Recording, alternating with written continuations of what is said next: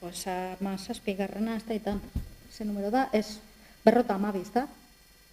Bueno, zenbaki romartarretan dau, 52. Jokoen finalak egiteko baimena, 158. Hirigintza legezkotasun babesteko prozedura hastea Bakioko Zuetxe egoitzan. 159 obligazioen ordainketa onartzea. 160 Bizkaiko Foru Aldundiko udal harremanetarako zuzendaritza nagusiak mainuko bidea konpontzeko emandako diru laguntzari uko egitea. 161 trafiko arloko zigor espedientei hasiera emotea. 162 espediente bat hastea bizilagun bati udal erroldan baja emoteko. 163 bizilagun bati iraungipen nagaitiko baja ematea udal erroldan. 64 herriko bideiakin batzuetan ibilgailuak aparkatzeko depura mugatzeari, antolatzeari eta kontrolatzeari buruzko zerbitzu publikoa kudeatzeko kontratazio espedientea onartzea. 165 kulturetxeko administrariari elkarkidetzan alta emotea 2025ko apirilean hasita, C1 taldean. 166 kulturetxeko administrariari C2 eta C1 taldeko 3 urteko bana aitortzea. 167 Javier Peral Martín jaunari C2 taldeko administrazio kategoriako 3 urteko aitortzea eta Itxaso Reyes Arrebola Andreari 2023ko ordainsarien ganerako 2% igoera aitortzea. 168 Bentaldeko jaiak ospatzeko udal baimena. 169 Udal autonomia erkidegoko diru zaintzara 6,57 zentimo euroko zenbateko itzultzea onartzea. 170 trafiko arloko zehapen baten ezarpena. 171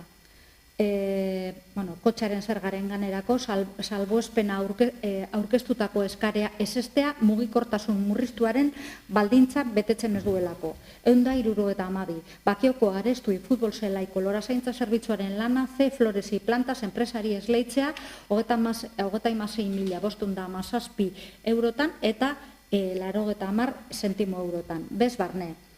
173 dekretua. Ondasun higiezinen gaineko zergatik salbuesteko aurkeztutako eskaera ezestea. Zergaraudian ez baitago jasota zinbesteko salbuespenik.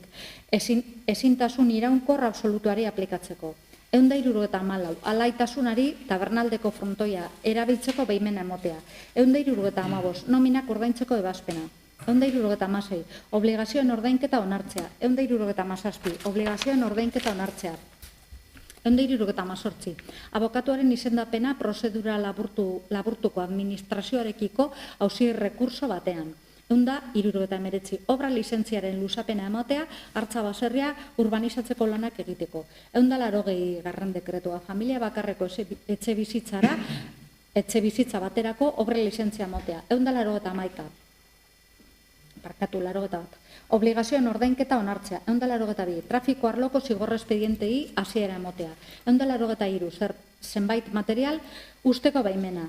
184 obra lizentzia ematea etxe bizitza bateko ateak ordeztzeko eta leioak handitzeko.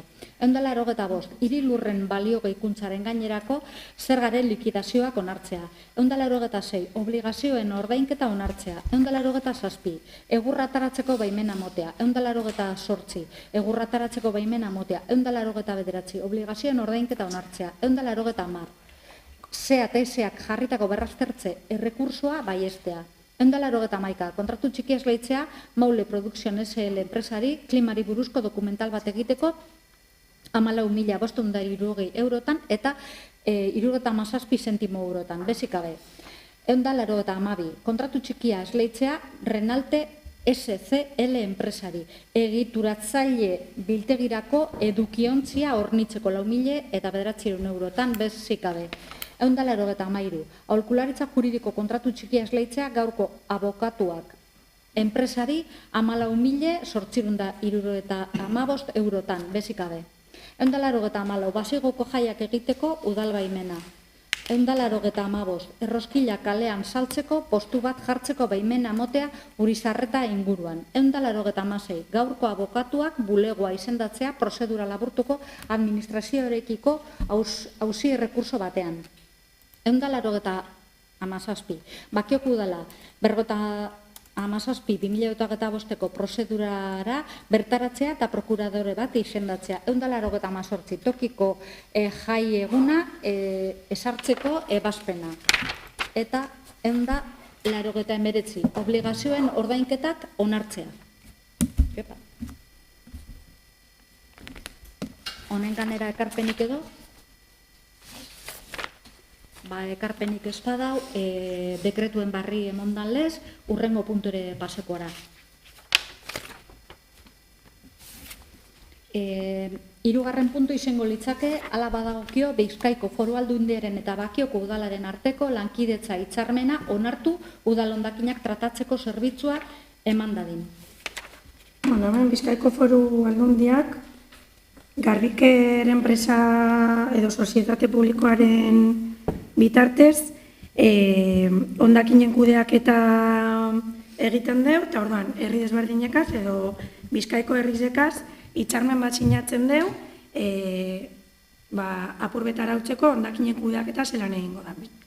Orduan, kasu honetan, hondakinak guk biltzen doguz, kontenedorak udala jartzen dutxuz, baina gero guk eroatzen doguz planta berezieratara hondakin horrek kudeatu ahal izateko. Eta hor, ordenantza edo foru arau desberdinek planteatzen dutxu espresio batzuk eta kanon batzuk esartzen dire hondakin horrek kudeatzeagatik. Orduan, hitzarmen honen helburua da, orain arte moduan, Garbikerren bitartez eta Foru Aldundiaren bitartez, hondakinen kudeaketa hori aurrera eramatea. Orduan, planteatzen dena da, 4 urteko hitzarmena sinatutea, beti be aldaketarik ez bada hau gestinoan. Osea, ereduak bardin mantentzen badeu, edo bardin mantentzen badugu, orduan 4 urtetarako hitzarmena izango litike. Hori da dakargune.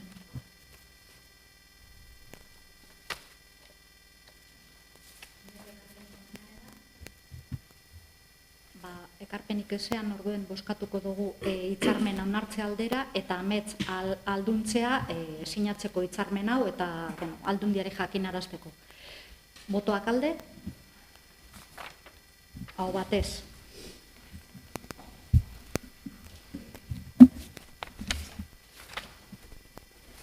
Laugarren puntu izango litzake UNICEFi eskatzea hala badagokio haurren lagun hiriaren aintzatespenaren aitortza egiteko izapideak has ditzala.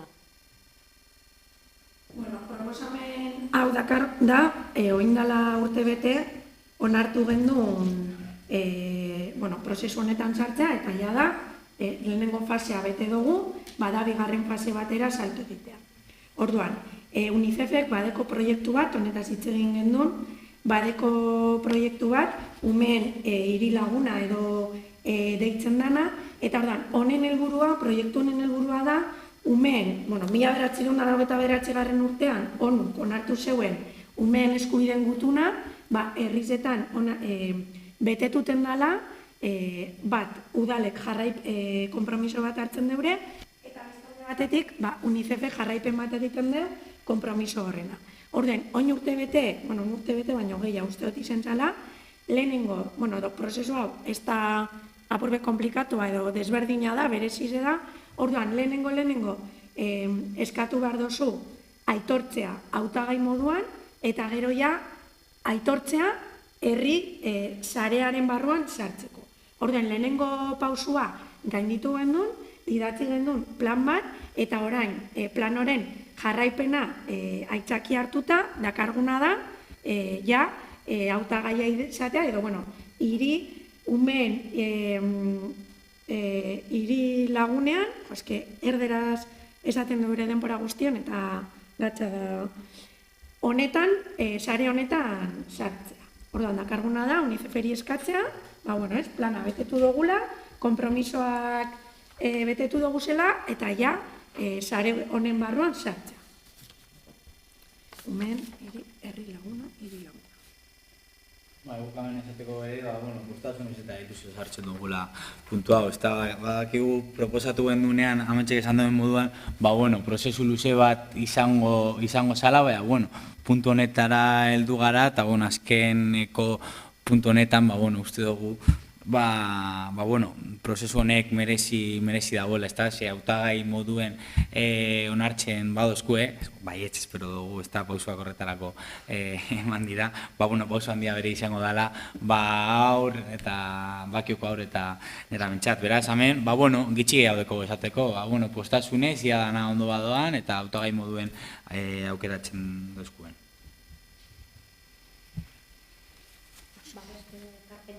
Buskatuko dugu puntu hau onartzea, botoak alde, hau batez.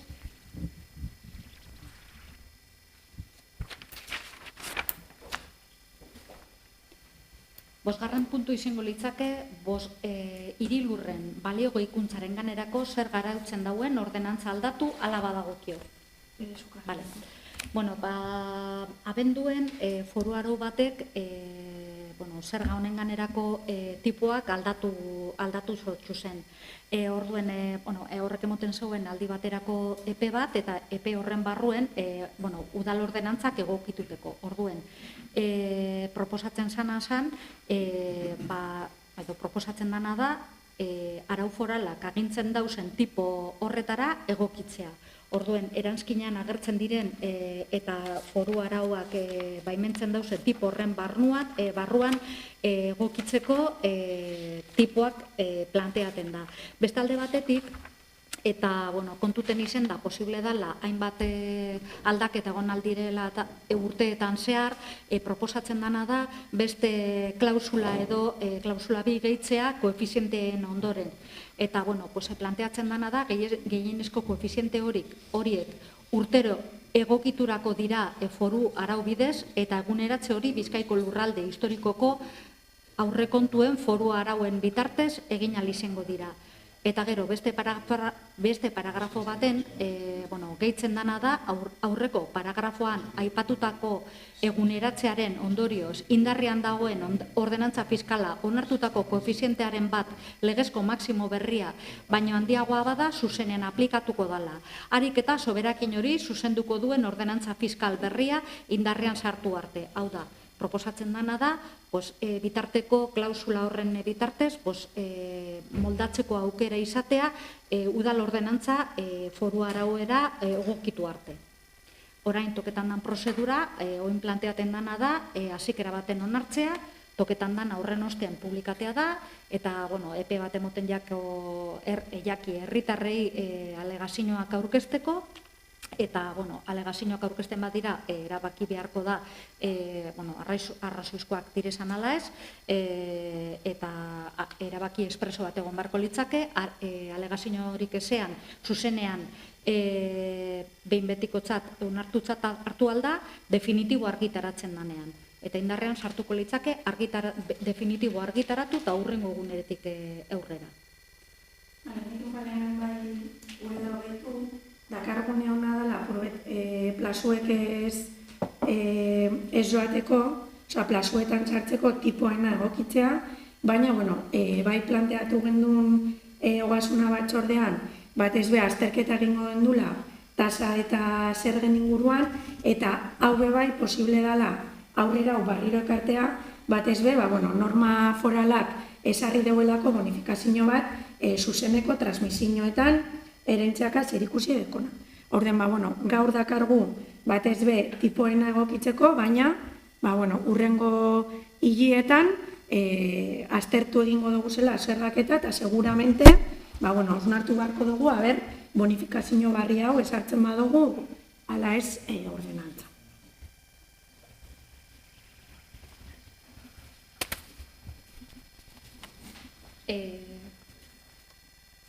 Beste ekarpenik ez badau bozkatuko dugu onartze aldera, botoak alde, hau batez.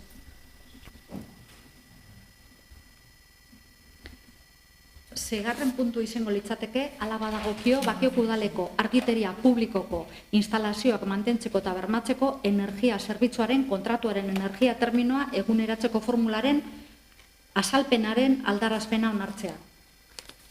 Bai. Bueno, azaroan ekarri gendun Tekuni enpresak proposatutako azalpen bat orain hainbat denbora onartu zen kontratazio espediente baten ganerakoa. Eta hau izango litzake erreizen dekogun argiteri kontratuaren ganekoa.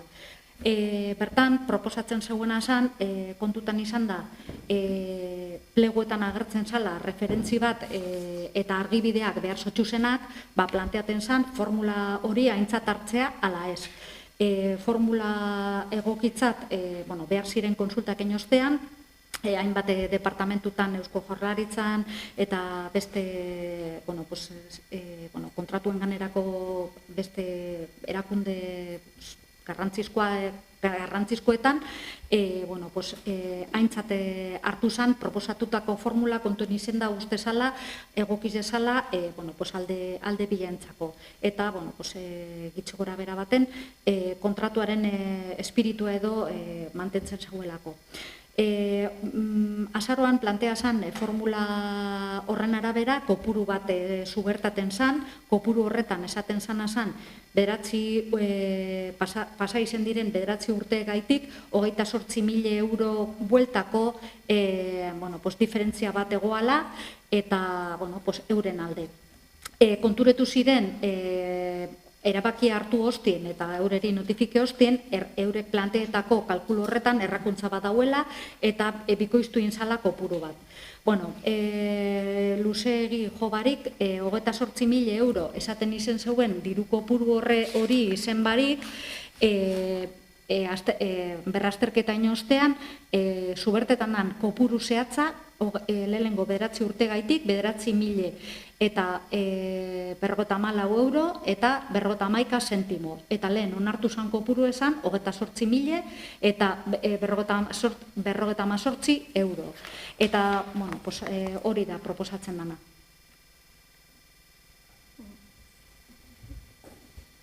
Honen ganerako ekarpenik edo azalpenik, azalpenik ezean, bozkatuko dugu, botoak alde, hau batez. 7. puntu izango litzake hala badagokio emakumeen eta gizonen berdintasunerako Bizkaiko Foru Aldundiaren lurralde sarera aitzikitzea erabaki eta ordezkari politiko eta haren ordezkoa. Eta naiz ordezkari tekniko bat eta haren ordezkoa izendatu bere. Honak argi dugune da Bizkaiko Foru Aldundiak egin dozkun proposamen edo gonbidapen bat, eta da, berdintasunerako lurralde sarean atxikitzea edo parte hartzea, bertan berdintasun politiken inguruan hausnartzeko, berba egiteko, erabakitzeko, eta batez be koordinatuta egoteko aukera modure.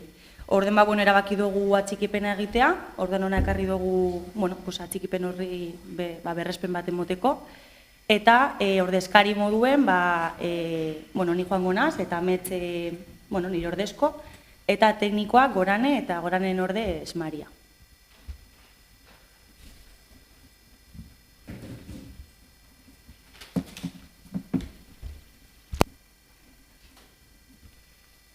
Honen ganera ekarpenik edo argibiderik, ekarpenik ezean, bozkatuko dugu botoak alde, hau batez.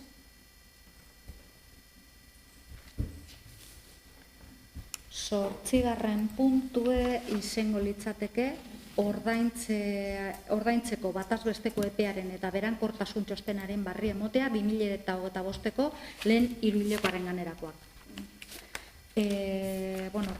Legeak eskatzen dauenaren arabera, bertora dakargu batazbesteko epearen txostena eta baite antzintasunaren ganerako txostenak. Lehenengo hiruhilekoan agertzen direzan datuek, direz batazbesteko epea orokorrean 19,13 egun izendala epea. Legeak esartzen duen epea goren jotakoa, 30 egunekoa beraz, epe barruen ordaindu dire. Bestalde batetik, antzindasun txostenaren ganera eta ejekuzio epe bardinaren ganera, kontuten hartu behar da, hiruhileko honetan, ordaindu direzala 313 faktura, epe barruen. Eta guztiz, euren kopuru izan da, 4.000 eta 94.000 euro, eta 414.000 eta 93 euro, eta 97 zentimo. Eta epetik kanpora, ordaindu direla 155 eta guztire, suposatu izan da bela, 3.000 eta 53.000 190,64 zentimogaz. Eta gero, ordaintzeko pendiente egon lotu direnak hiruhileko bardinean, izen dire guztire 271, epe barruen izen direnak, eta guztire egiten daurenak 6.041.750,87 zentimo, eta epetik kanpora 16 faktura, eta guztire emoten izen dabenak 12.213,86 zentimo. Txosten honen zera barri emon da, eta hurrengo punture pasako gara. Eta hala badagokio, alkatetzaren 188/2025 dekretua berrestea 2026ko toki jaiegunaren onartzekoa. Batzordetik paseta ostean dekretu egin gendu, batez Eusko Jaurlaritzak eskatutako epietan sartzeko, eta datorren urteko kalendarizoa kontuten hartute, erabaki da San Miguel eguna proposatzea jai patronal moduan. Orduan dakarguna da dekretu hori berrestera. Ganera ekarpenik edo, bozkatuko dugu, botoak alde, hau batez. Eta gaboneko puntu izango litzake eskaerak eta galderak. Nik hemen batez be atxo, zentere ginen inigo desagertu zala, eta horren, ez da ohikoa olako gertaerak emortea bakizo moduko herri baten, eta egize da, herrize onkitzeaz gain, urduri bere bagauzela, ez dakitez, danok itxosoari begire, badakigu herritar asko itxosora bota direla persona hobile, herritarra hobile, eta hemendik elkartasun guztia familiari, eta animo guztia, eta behar deurenerako, hemen gauzela ez, prest laguntzeko.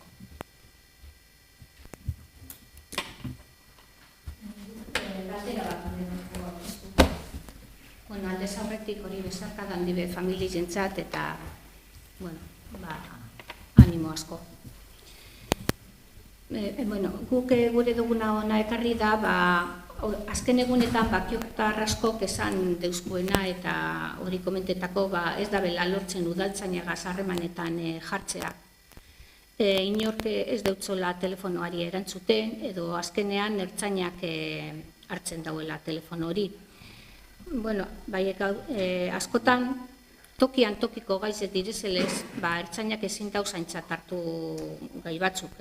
Askotan, edo niri komente doztizenak dire, giltza batzuk aldu direla, edo kartera bat hartu deuriela, edo lehengunean ere nonor kaltzari pilo bat atera dauzala edukiontzetara eta bidea inbaditu dauela eta holakoak. Baita ikusi dugu bai eskolako sarrera orduetan ere, ez dagoela udaltzainik dagoen trafiko guztiagaz. Orduen naita gai larriei beti ertzainak erantzuko lieke, beste danatarako tokiko zerbitzua itxita dago. Orduen kontua da, udalau belu datorrela barriro, inoiz baino udaltzain gitxiagoagaz gagoz, aurten jubilazioa bat aurre ikusten zan eta denpora horretan guztian ez da ezer egin, urtea 3 udaltzainarekin hasi da eta orain bat uste dut bakarrik dauela. Bueno, argi dago egunetik egunera larriagotzen ari dela egoera, eta hori dela eta galdetu guri zentugu ia emetik eta abendura bakiotarrei ia zelako plan eskainiko jakon edo udaltzain zerbitzua hobetzeko. Bueno, nik plana datorren plenorako ekarri berko dugu, zestogokin aurreikusita galdera hau, eta orduan plan bat aurkezteko gure denbora hartu behar dugu. Bai esan, aste honetan Zebrabidean udaltzaina dagoela. Egize da, moten deu, brigadako persona bat egon dela, ez da gizan bat denbora, bai esan da, aste bete. Uste dugu, guk ez dugun egoera gogorra da, baina egize dabe bai, momentu konkretuetan jakin izan dela erantzun bat emoten, eta zerbitzu batzuk eusten. Hori adibidez ikusten dugun moduan. Eskerrak emon gure hotzeaz publikoki ertzainari, inoizkorik presentzian dizen agondalako batez be asteburuetan, ikusi izan dugu zelako bi patruia herrizen bueltaka, eta egize da horrek argi erantzuten dutxola udala eta ertzainaren arteko kolaborazio horreri ez, batxuten guri eskatuten asku turre moduko ekitaldiek pasetan diren moduen kapital humano guztize udala bolke behar deuen momentuetan eta ertzainek eskerrak emoten dozkuzen momentuen, kontrara bere, momentu honetan guk dekogula gabezi hori, oso ondo betetzen dauz eta espero genduna, baino erantzun hobea emonta.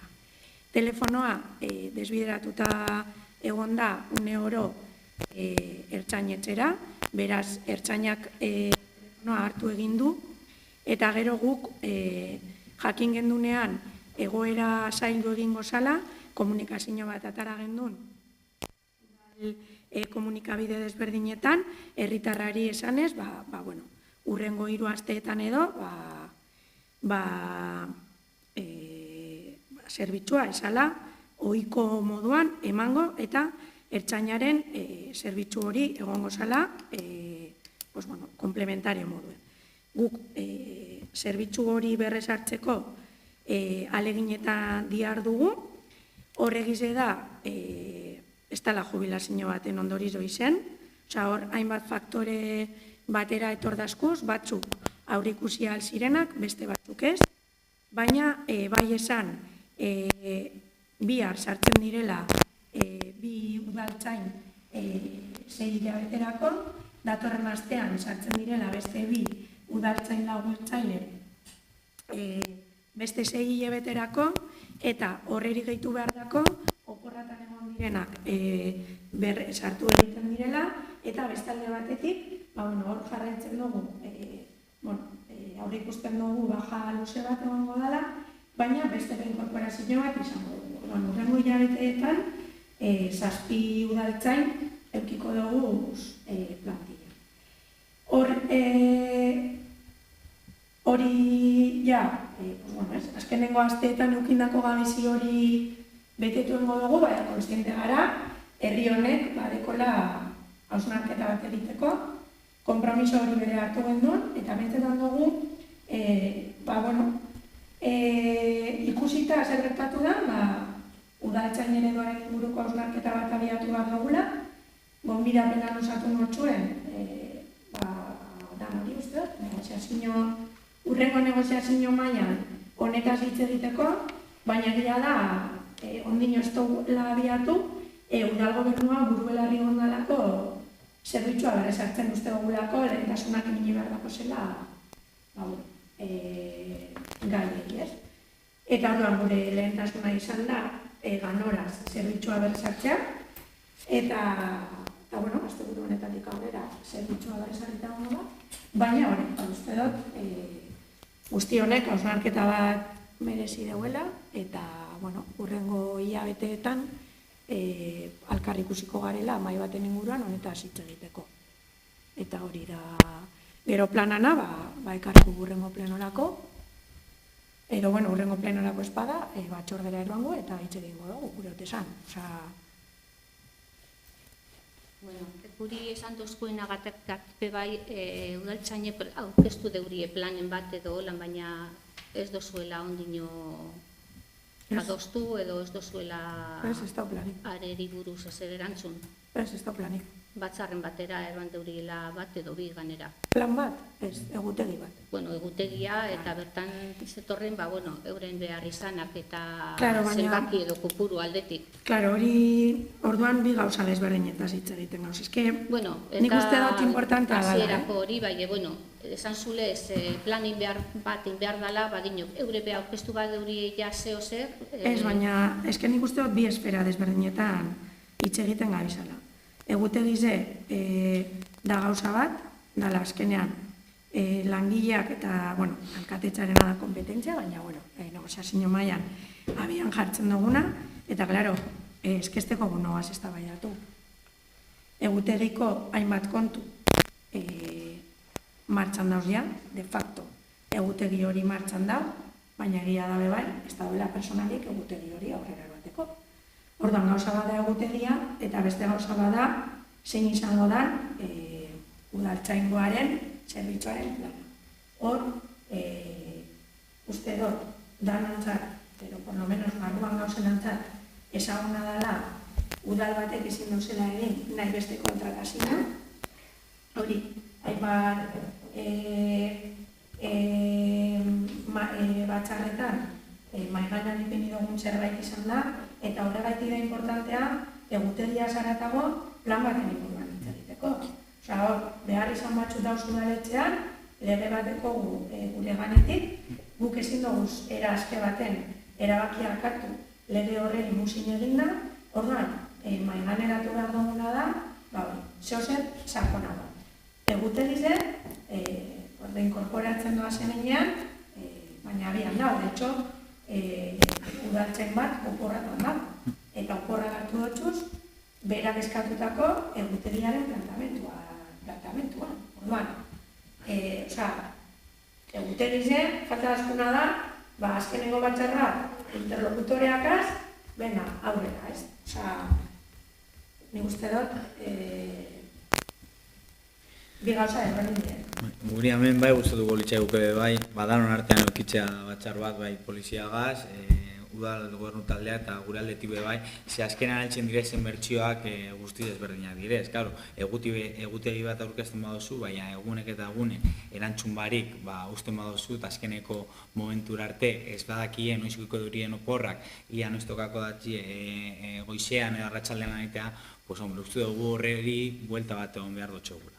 Hori egia da. Gero ez taldetik bai, gure galdera horretik dator. Ez da, lehen 6 udaltzain egon ziren, alguazil bat jubila da, eta postu hori polizian jarri beharrean beste leku baten jarri behar da. Orduen zer gertatzen da, ja polizia plaza bat gutxi hau da. Gero, polizia kontratatuko da direz? Bai, holan da. Polizia kontratatuko da direz? 6 hilabetero kontratazioak egiten badirez, guk uste dugu ez dala hori soluzioa. Guk uste dugu plangintza, esan duzu moduen, plangintza batin bar dala, plangintza serio bat, 6 hilabetero polizia kontratatu egiten badirez, ez dugu uste zerbitzu on bat eman aldala. Azkenean, 6 hilabetero polizia berri bat dator, herria segurantzean ez duguena ezagutzen, orduen, horreri bebai, buelta bat egon behar dutxu, esan dugun moduen, danon artean batzar konstruktibo bat ukitea, eta halako situazioak berriro ez ematea, ez da, ezin da izen goiz baten poliziarik ez egotea, gu bere, nola ez da, ertzainari eskerrak ematen dutxugu, eta aztu barik, ameko poliziari baiten durien lana bere eskertu inbar dutxugu, ondo eurekaz bere, uste dugu oso garrantzitsua dela hitz egitea, eta, plangintza bat egitea, hori uste dugu garrantzitsua dela.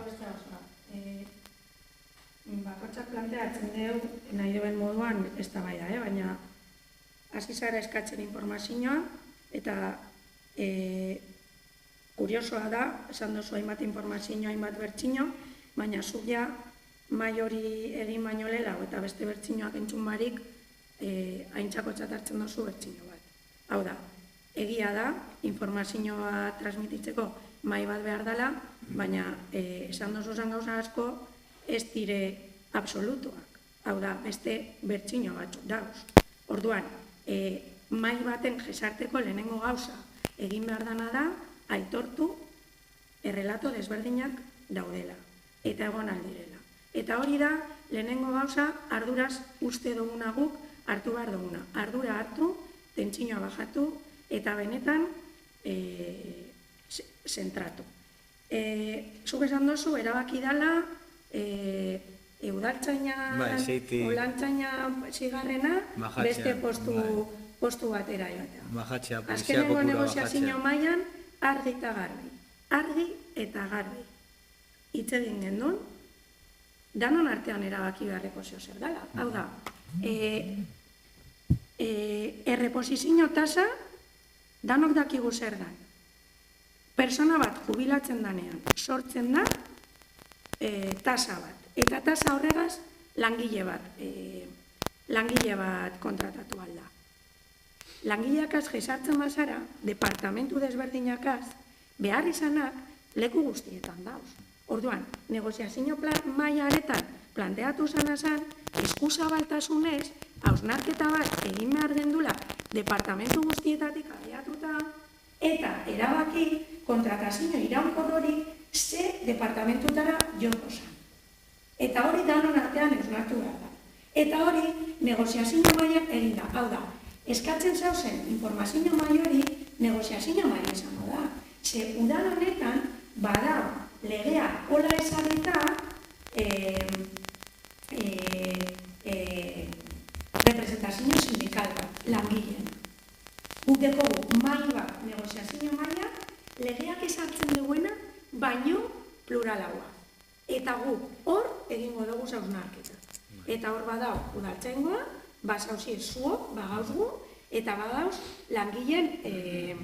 langileen ordezkarizek, eta gau idazkarizek. Pentsetan dugu hori dala maila. Eta pentsetan dugu herri honek dekozela behar izan asko, eta itzegin behar dela behar izan guztien inguruan, gauzela inflexio puntu baten, ados. Gauz inflexio puntu baten. Baina gube bai, bagabiz aztertuten, zelan egin aldogu kontratazio iraunkorrau bat udaltzaingoan, eta mai horretan bolkatuko dugu. Baina nik bai eskatu gure dotzu dana da, aitortzea. Udal gobernu honek bere, badekola bere bertsinoa. Eta guk ez dugu gure bertsinoa guzurretatik eraikitzen. Guk bebai realitate bat bizi dugu. Zuk bota dozun informazio guztia, realidade baten bizipena da. Baina hemen, realidade asko da. Udal gobernuaren realidadea, herritarren realidadea, departamentu desberdinek zelan bizi deurien hau, zer realidade dauen, eta da, hau da, mai baten jesartzen bagara, lehenengo eta biapuntu moduan da, mai horretan jesarriko garen guztiok, aitortuta daukagula, bizipen desberdin badaukagula. Eta uste dut hori dala fokoa. Eta pentsetan dut ados gauzela. Bai, horregatik. Nik hori esan dut, bai. Baina nik uste dut negoziazio maila dala. Eta gube bai arduratuta gauz. Oso arduratuta. Eta egia da, ez dala bakin gertatzen den arazo bat bakar. Udal askotan errepikatzen den arazo bat gina da. Udal askotan. Ni Eudeleko Bizkaiko mailan na, bertan hausen udalak, kolore desberdinetakoak gara, eta departamentu honegaz, danok dekoguz arazoa. Danok. Orduan, pentsetan daude bai, alde batetik ikuspuntu lokala euki behar dugula, baina perspektiba zabalagoa bai, arazo bat dago. Baina, horretarako dauz maila. Baina, pentsetan dut, ados gauzela. Bai, horregatik. Ez dugu esan parte hartzen dugula partein edo bestean. Igual beste iritsi bateko gu. Baiet. Gota osoen bertsina parte batekoa da. Ez que, baina esan dugu parte horrek esan duguela batzartu direla. Baina, ez du eki horrek buruz ezer. Ez que nik uste dut hori, bideratu bar garela negoziazio maila, hor, danok gauz representeta, eta uste dut, danontzako osasuntsua bai izango dela, hor emotea hori. Baina, bueno, pentsa dut dagoz gauzela, Bai, hori izen da. Metik eta urtamaierara ial badago bideratu eta hobetu. Besterik ezean, 8 laurin gitxioak direzala, amaitutzat hartu aldago posesioa.